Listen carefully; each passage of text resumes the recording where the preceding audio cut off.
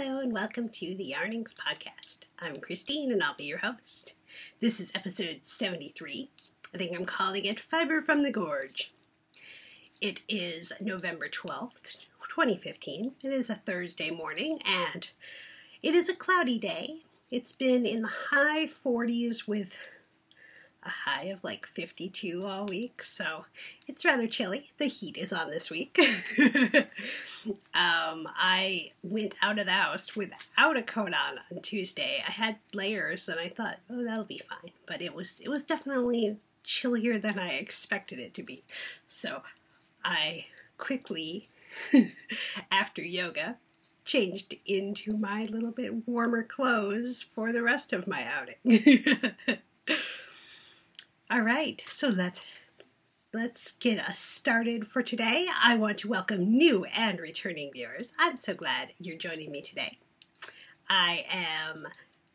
This is a little period of time where my brother's out running errands. He's the contractor working on my remodel, and so I have a quiet moment with no construction noise. So I quickly showered. My hair is still wet. Threw on a little makeup and got started for the episode. So let me tell you some life stories. I was noticing, you'd think maybe I would have noticed this already, but I was noticing it's fall. But I was actually noticing when people were talking about Rhinebeck on some of the podcasts and stuff, it reminded me that I have been filming videos for over a year now because I started the end of September. And when I actually started my podcast initially was 2011? 2010? Ooh, that's a tricky one. Now I don't remember. It was in the fall though. And so that was the remembrance. I think it was 2011. And so, yes, the fall is a good time for my podcast. I don't know which one I actually should be celebrating as the podcast's birthday. I got to the increase spot with my little bacon marker from Bacon Fairy Mandy. So I don't know which one I actually could celebrate as the podcast's birthday, but it feels more legitimate to be saying I've been videoing for more than a year, so there's that. Other life stories. Renovation, Remodel-a-rama is still going strong. We saw a lot of paint go up last week. We finished, I think all of the painting is done now, although there's still paint in the refrigerator, so maybe just touch-ups still needing. I guess that keeps it cool so that then it doesn't harden up, and so paint pans don't have to be washed out at the end of the day if they can just go in the fridge. So there have been pans of paint in my refrigerator. What else? Just a lot of final details on stuff, and then Eric and I are searching some more for lighting, and I think we have a decision. So it's coming along. The stuff that's going in this week is amazing, and I can't wait to take some pictures. I'm just kind of waiting till it's not quite so in progress because it's going to look way better when it's done, but I should take a few pictures this morning of it partway done so that I have that fun documenting. The backsplash is going up. And yeah, we got a few other small things, some painting of cabinets. I finished building all of the rest of the drawers for the new counters yesterday, and I'm really proud of that. So that, there are a series of 4 blog posts up currently on kdlb.com, my blog site, documenting where we're at. What else? So, oh yes, I made it to the Columbia Gorge Fiber Festival this weekend. It is a festival that's been going on for, I want to say a couple years, probably 2005-ish. I don't remember when they started, but it was always in April. And it was kind of close to the yarn crawl, and we just never made it out there.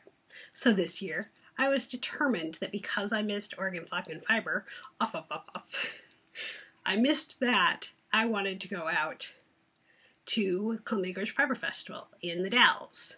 It's about an hour and 25 minutes from our house, and I suggested to my husband it would be a very nice period of time to drive out there, listen to an audiobook, let me shop for a little while, have lunch, drive back, and finish our audiobook. And that worked out well. He went and explored the Dalles a little bit while I was shopping, and I had a lovely time. I got to meet a couple podcast viewers, hi Leslie, and talk to some other Instagram followers, and that was super fun. I had lovely chats with some of my favorite vendors that have become friends over the years.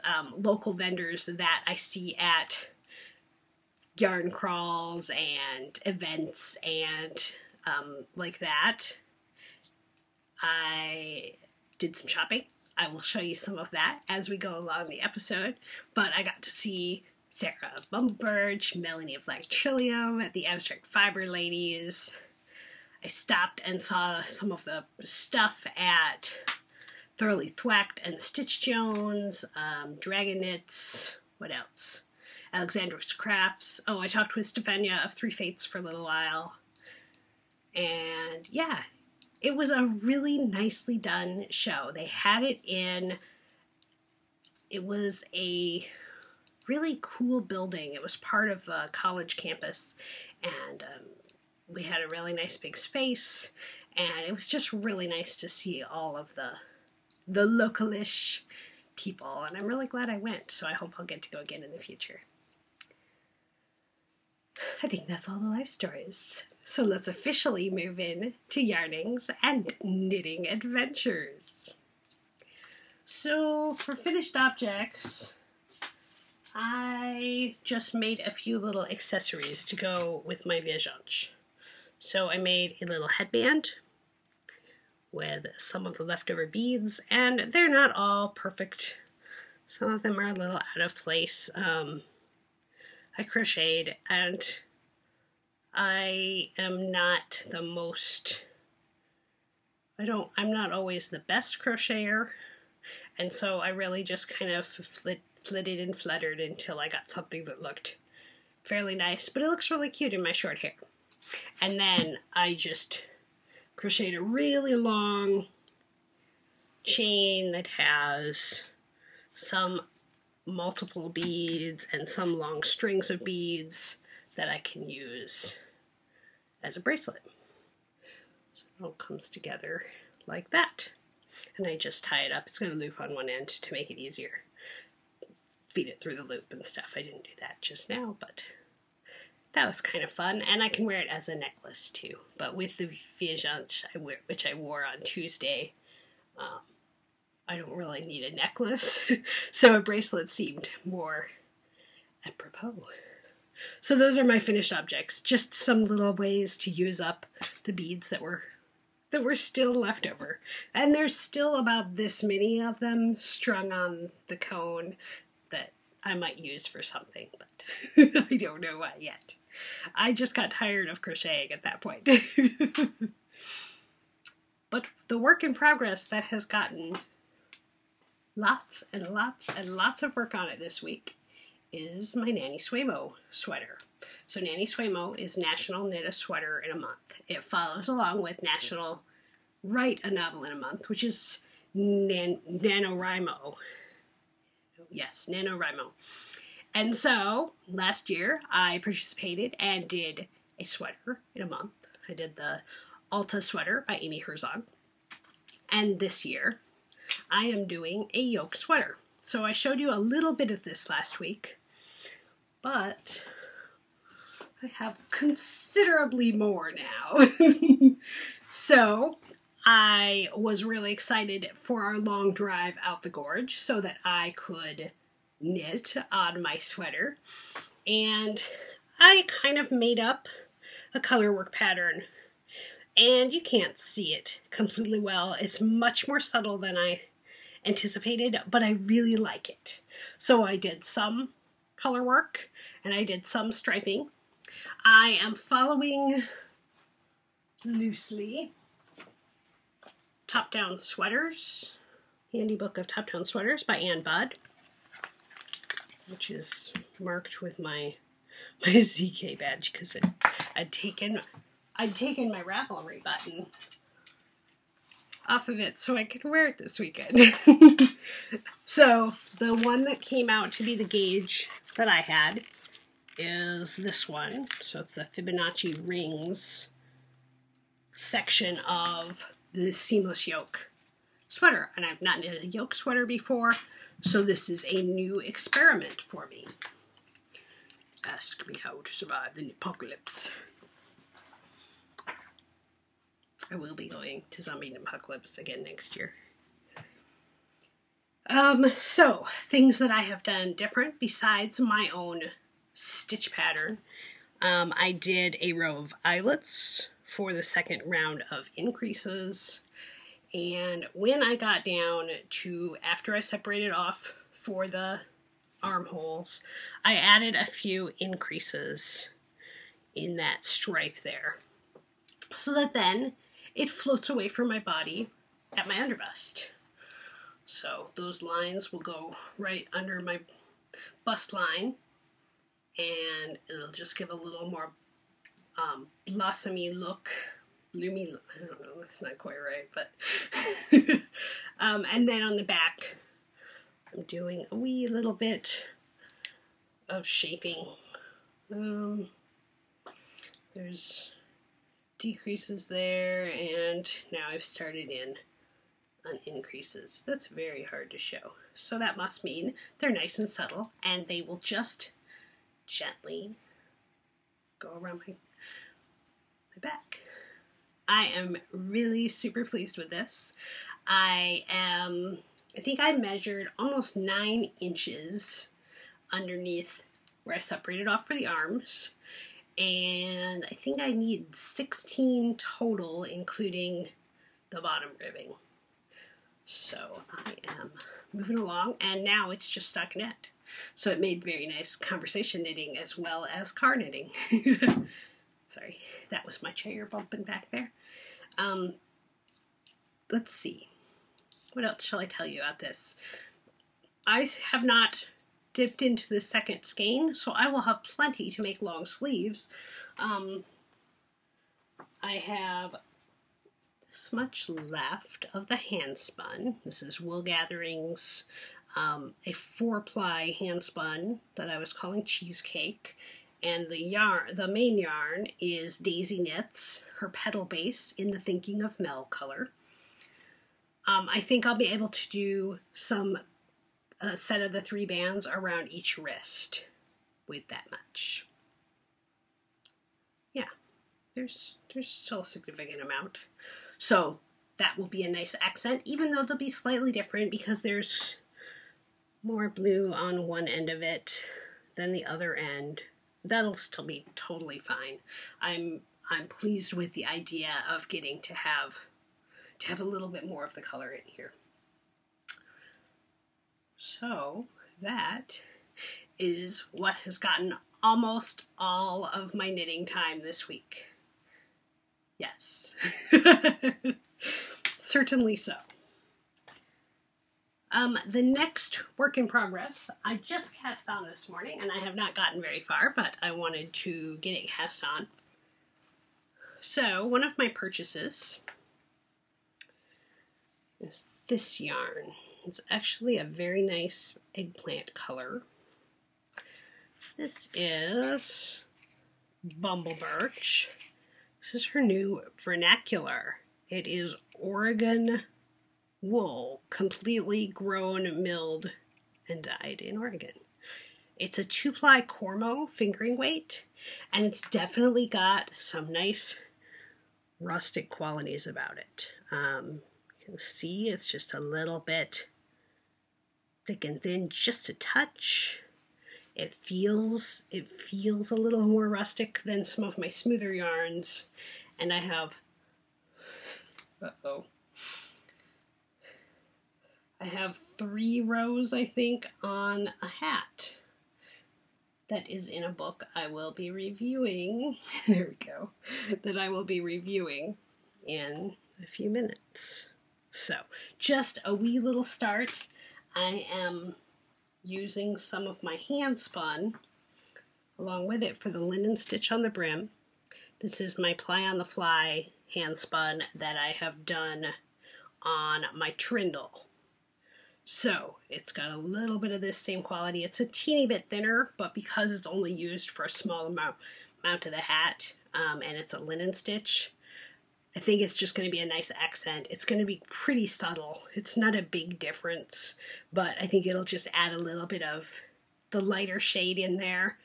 And since the texture was so similar, I was really excited about it.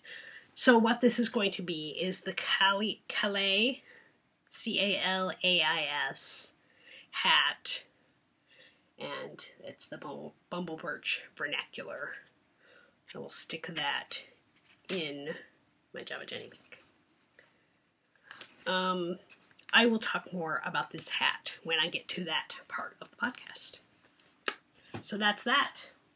The other knits, works in progress, I had to put a little teeny bit of work on the motorway, a little teeny bit of work on my socks, and nothing on the Swiffer cover. So I'm not even going to pull any of those things out. When I started on my NaKniSweMo, I wanted to keep working on that so that it would be closer to finished for the time period. But I don't think I'm going to have a problem. It's only November 12th. I still have many more days of November before I have to have it done, and the sleeves will probably be the bigger slog. I like to do them 2 at a time, but sometimes that's tedious. So, yeah, I have another set of needles coming so that makes it easier. Then I can do a top needle and a bottom needle, and yeah, I think that's going to be more of a slog, and I may actually put the body on my little connectors, take the needles out so that I can do my sleeves, and then come back and finish the body, so that it could be more tunic length if I have that much yarn. That's my preferred length, and I think I'm going to have plenty of yarn. So what's to say that this couldn't become a little longer than tunic length? I don't know. Generally, I like sleeves on things like my Happy Home Cardi that I had just recently worn. I love elbow length sleeves, but for this style, I think it's going to be fine for it to be long sleeve because it is alpaca mix. It's nice and squishy. It's going to be more like a ski sweater that I only wear a certain portion of the year. Although I could see wearing it with a shirt underneath it and having it be short sleeve, but oh man, sorry little dolls. My Funko Pops that fell last week are sitting right here, and I just knocked them over again. Okay, so that is the Adventures in Knitting. How about some spinning a tale? I showed you guys last week my Knitty in Color Ultralight at Night, and I did some more spinning on this. A couple times, and then I think last night I did some more, so I have a nice, pretty, it's beautiful and fine, and I just really like it. So that is my current spinning. I've been putting it in, this is just a screw top storage container, but it's a nice sturdy one that I got at the container store. So when I stick my Turkish spindle in here, I've been putting it upside down, and that protects the shaft from getting bumped into.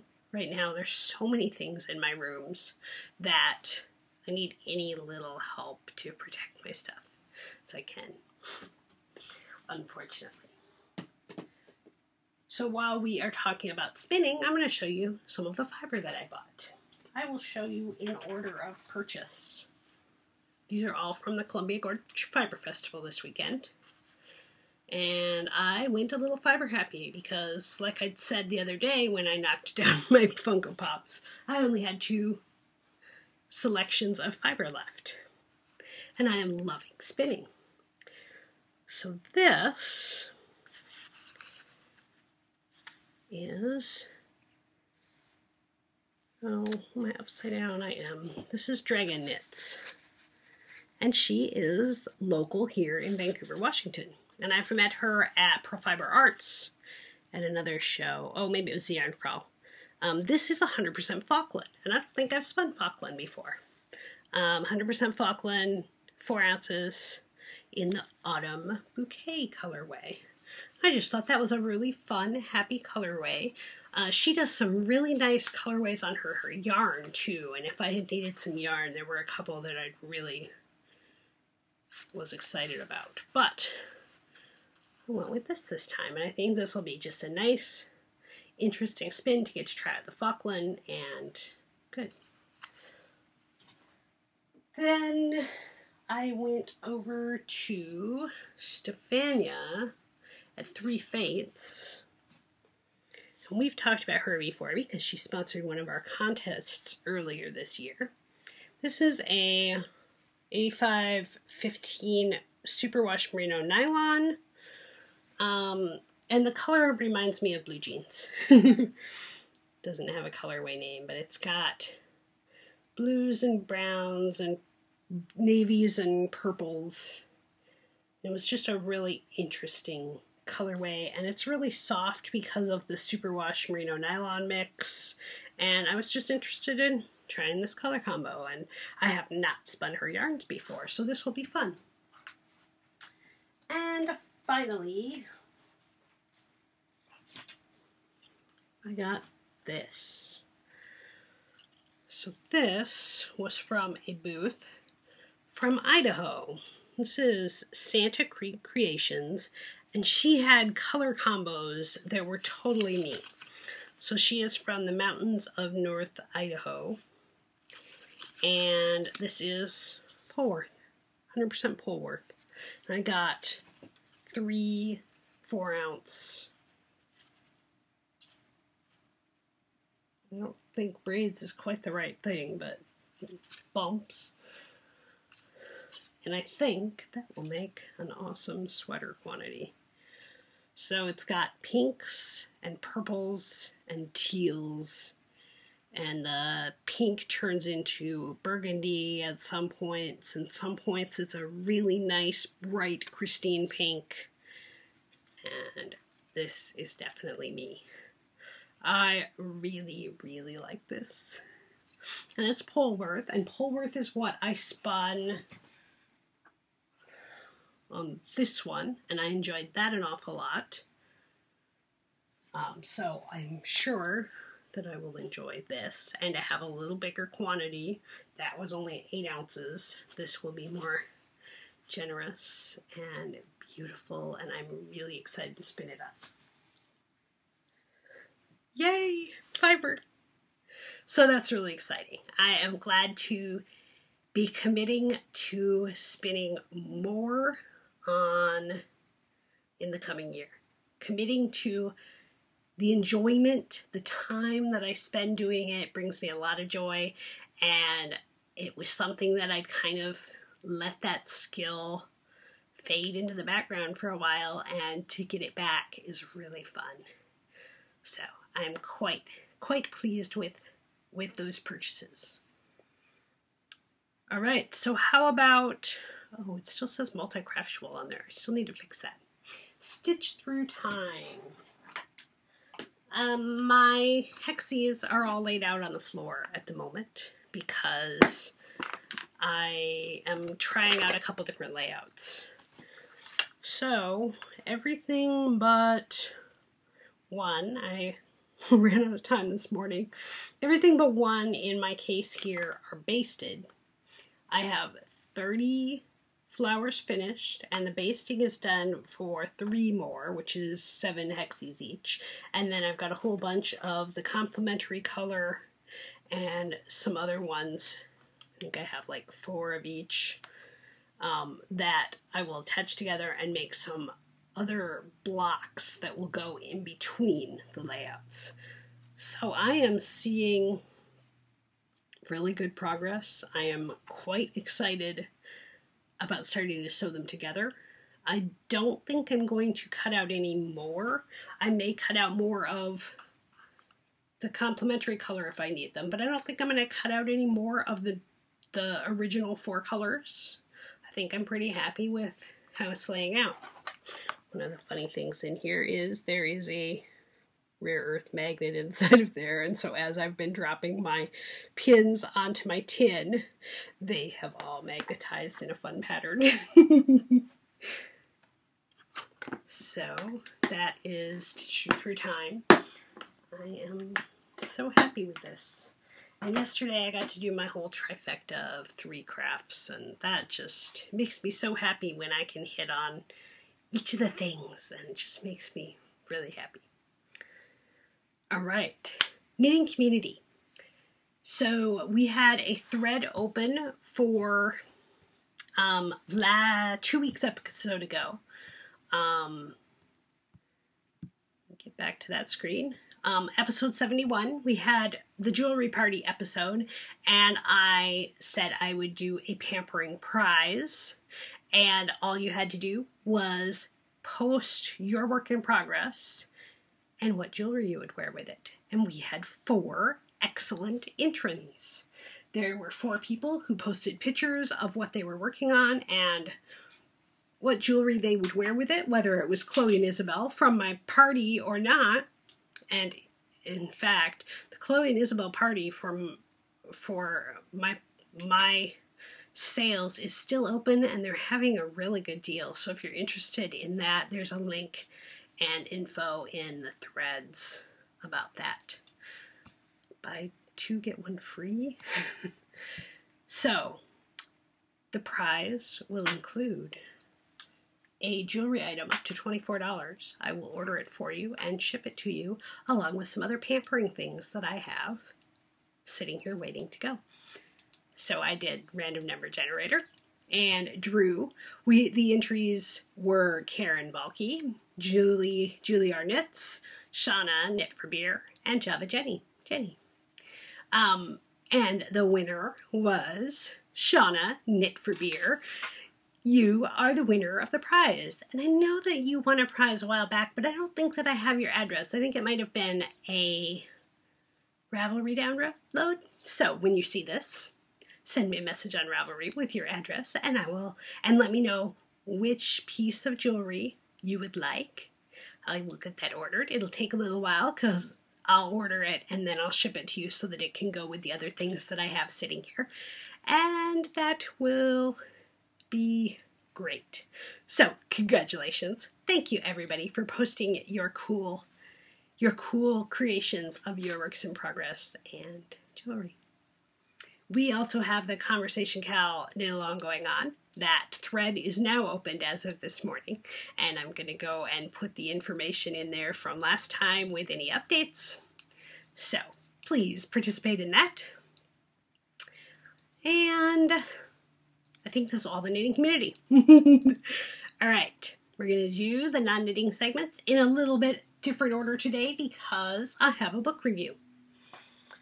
So let's go to the other screen where I was when I was in the wrong spot before.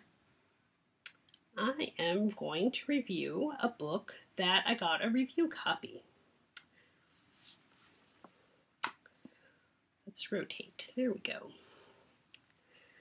This is Cast Iron, Cast On, Cooking and Knitting Through the Seasons. This is published by Cooperative Press, and it was very kind of them to send me a review copy. I thought this would fit so well with the combo of segments that I do, the things in my life that I love. Cooking and knitting works really well, so that's why we are putting it in Book of Cooking. I haven't had anything to cook for you lately because of my kitchen remodel, so this was actually perfect timing. This book goes through each season, each month, I mean, and talks about local things. So they have a really nice introduction here. They are from Vermont, and so they are talking about how local ingredients and locally sourced fibers in some cases, just it brings to your enjoyment of life and all the things that you can do to combine those loves. And that totally meshes for me. I can see how that works. And so each month they have a story. Let's see if I can. Each month they have a story, some sort of a picture, and talk about what their thoughts on that month are. They have a recipe. So for December, it is holiday chocolate bark with crystallized ginger, pistachios, cardamom, and coarse sea salt. Yum. I really, really want to make this. And then they have patterns. So December's is this one. So there's, for each month they go through, and some of the really good ones that I enjoyed were, there's a blueberry jam cobbler and a blue sweater that has a waffle print around the edges.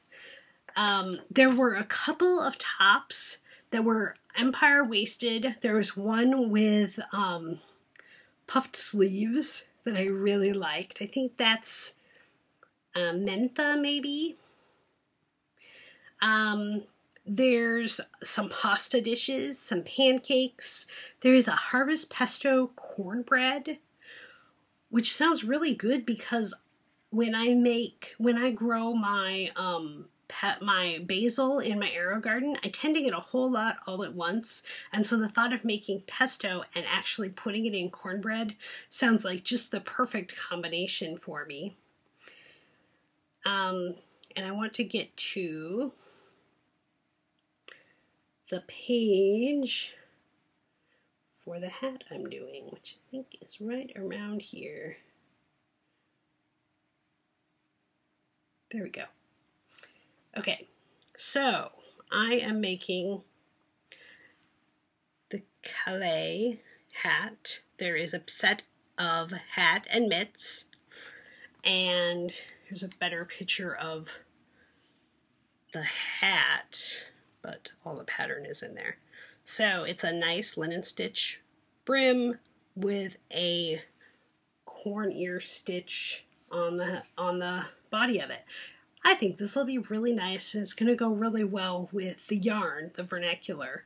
The pattern was written for Brooklyn Tweed Loft, which I think it's a similar feel. I haven't knit with Loft, but this is what I'm remembering it feeling like. It's got a similar weight per grams. I lost my words. And I think this will be a really fun pattern to do. And so I'm really excited that yarn came, that yarn showed up for me at the Fiber Festival when I was just going through this. And it didn't hurt that Sarah, the dyer, had a hat on in the vernacular, and it was so cute. And so then that made it even more of a draw that I needed to get some and turn it into a hat. So this book is really great. There's a couple times where the pictures don't have quite as much knitting detail as they could, but I love the stories that it tells. I love the layouts. They did a really nice job with the look and feel, as Cooperative Press always does. And the stories for each month are just really, really a beautiful touch. So, I mean, look how fun that is. They've got it with the apples, and the recipe for that month is apple dumplings, and it goes together really well. So I would highly recommend taking a look at this book. I will post a link to Cooperative Press's site so that you can check it out yourself, and you can also see the patterns on Ravelry. All right, so that is our review. So let's move into Sagas of Geekery. I played some games! So last week I had mentioned I might be going to game day with my husband, and I did that. We played 3 different games. We played Russian Railroads, which I had played before, but only once, and I remembered it being good. The copy that they have in the library is in German, so we had to do a little bit of switching between the instructions on that somebody had printed off in English and the pictures. But it was fine. Eric remembered pretty well what the setup was. It's a worker placement game. We also played Isle of Skye, which is a tile placement game, and it's a similar idea to Carcassonne, but like a step better. There's different goals for scoring as you go along, and they get randomized for every game. Instead of just drawing a tile and having to put it somewhere, you draw 3 tiles and you set a price on it, and the person playing with you can buy the tiles that you set a price on, so you can make money that way, and you can buy other tiles that way, so you're not just stuck with one option. And I liked it enough that we played it twice in a row so that it would be my 2x2, which is a Fiber and Dice podcast challenge, where you try and play a game either new to you or one that you haven't played in 2 years twice during a month. And so that to me says, oh yeah, this is a good game that I can play in a short enough period of time that I get to get into it more than once. So Isle of Skye I really liked. The other one that we played was by the same designers, and it was Broom Service, and it's little witches flying around delivering potions, and that was also good. It was more complicated. I think I liked Isle of Skye more, but I did enjoy Broom Service, and I would play that again. We also bought some expansions and a game off the used shelf, and as we play those, I will talk more about them.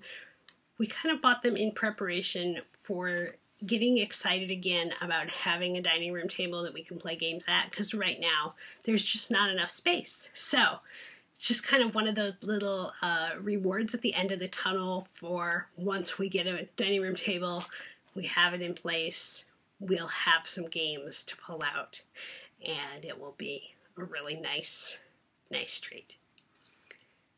For Now Watching, we watched Agents of S.H.I.E.L.D. and Castle. We watched Air Force One, which we haven't seen in a while because that was on, was it Netflix or Amazon? I don't remember. I used to own it, but it was on VHS, so I don't have that one anymore. We watched a couple episodes of Farscape, which we hadn't watched for a while, and I started again on some more Stargate SG-1.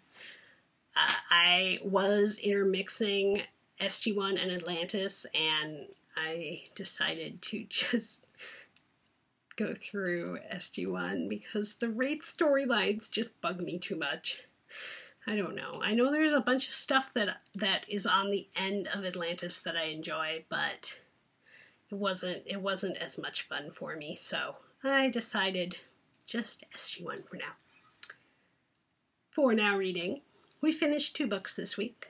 We finished Terry Pratchett's, I told you about that last week. Shepherd's Crown was the one that I told you about last week, and I did look it up, and his daughter doesn't plan to add more stories to the Discworld. If she does anything, they'll be adjacent, but they will not be part of Discworld, so that's kind of sad. But we also finished You're Never Weird on the Internet, almost, by Felicia Day. And that was a very real, authentic, heartfelt, geeky story. Her story. Just really her background, some of her struggles I can relate with a great deal, and that makes for a really interesting read that I can relate to. And I can see going back and listening to it again, it was really, really good. And I like her voice. I like her voice online, and I like her words, not just her voice, although I do like her voice. And the foreword on that was written by Joss Whedon, and you know how much I love him. So then we were out of books because we had finished both of those, and we started For the Win by Cory Doctorow. And we're not far enough in that I have a strong opinion, but it is read... Oh crap, what was his name? It's the guy who was the husband on Father of the Bride, and he just was on Scandal. He played Charlie. Man, I cannot think of his name, but he is the narrator. And then when I looked him up in IMDb, he's also the voice of Sephiroth in the Final Fantasy video games and movies. George Newbern. There we go.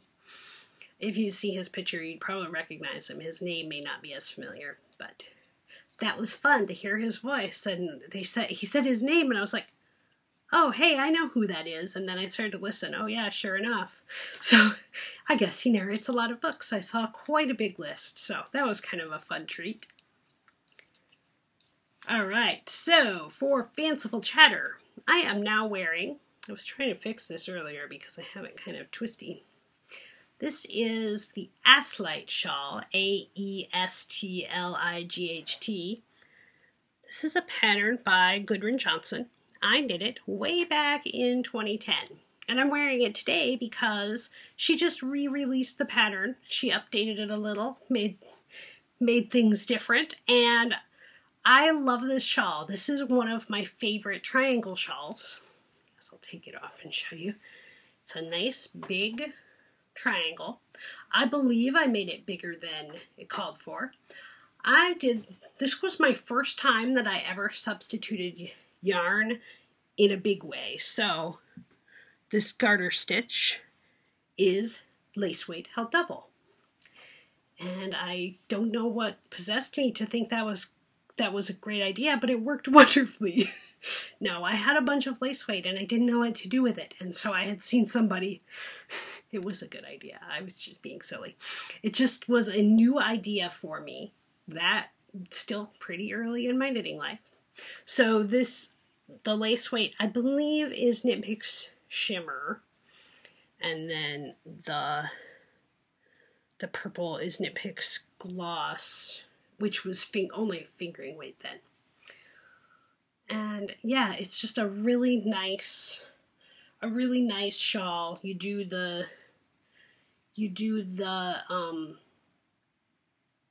trying to remember what the order of construction was, but I believe you did the lace at the end. And so yeah, if you have not knit this, it might be a good time to check it out because it has been reformatted and updated, and I like Gudrun Johnson's patterns, so there you go. Way back in April of 2010, it looked like I was knitting on it around my birthday. I am also wearing my new Chloe and Isabel amethyst earrings. These are a little bigger studs than I generally wear, but they feel really light. They don't feel heavy, and I like that a lot.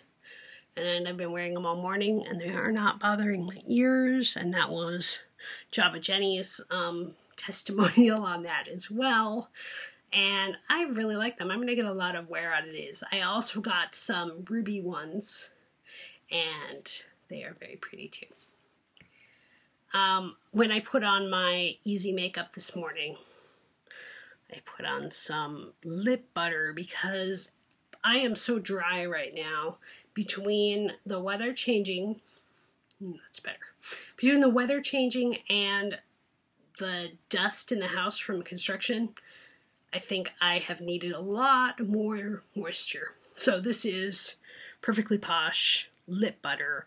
They don't have the lemon berry anymore, but they do have one that's poshy mellow, so it's a marshmallowy flavor, and it's really nice. It's just a nice, light, nourishing feeling. I will link to my Perfectly Posh site and the jewelry party because the party's still open. All right, so for the happiness continues, because we did these things out of order a little bit, it feels like I should have done Book of Cooking, but Book of Cooking was the review. Happiness continues. I am making a conscious effort right now to sit at my happy lamp. I have a broad spectrum light. It is the Veralux brand from Costco that I got last year. And this time of year, when there is less sunlight, it's easy to feel a little overwhelmed by the upcoming holidays. And so taking conscious efforts to fight being sad due to less daylight and all the things going on, that feels like a win. If I could remind myself, hey Christine, why don't you sit in front of your happy lamp for a little while, then my mindset is at least I'm taking a proactive effort instead of I don't feel like it. Whether or not it actually is stimulating anything wonderful in my brain, at least I'm taking that conscious effort. So if you are needing some extra sunlight in your life, that might not be a bad thing to add to your bedside lamp or on your desk. Just give yourself a little more rays of happiness. I think that's all for today. We are already at 47 minutes, so I guess I talked for quite a while. Last week was a little shorter, and I had a book review, so that was really fun. Okay, so you can connect with me on the internet. I am Christine with a K on Ravelry. I am KDLB, just the letters, on Instagram. The Yarnings podcast group is on Ravelry, where you can participate in contests and introduce yourself. And the show notes with links to everything that I talk about are on yarningspodcast.com, all squished together. All right, so I will see you guys very soon. All right, till next time, that's the story. Bye.